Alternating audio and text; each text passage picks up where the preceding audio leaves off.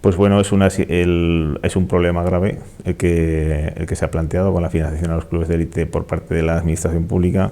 Hay que entender también que esta financiación debe ser una parte pequeña del pulmón financiero de los clubes deportivos de élite, que quizá el enfoque de la financiación debe ir hacia otro lado, pero sí que es cierto que hay que apoyarlos.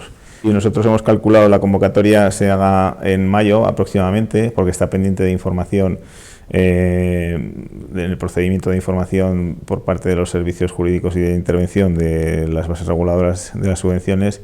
En el momento que finalice ese proceso lanzaremos la convocatoria. Yo creo que va a ser para mayo cuando se lance. Conocemos la situación, cómo van evolucionando.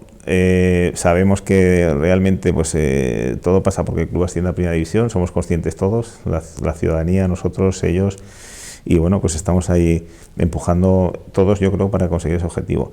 La viabilidad del club pasa por eso y todos estamos deseando de que el Zaragoza pues ascienda y mantenga su existencia y su capacidad de funcionamiento.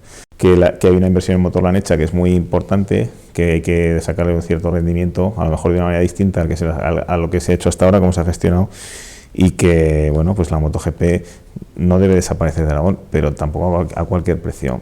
Hay que entender un poco, porque claro, si estamos hablando de que no hay dinero para el deporte y resulta que vamos a pagar por la MotoGP 12, 15 millones de euros, pues yo creo que es algo que hay que meditarlo bien.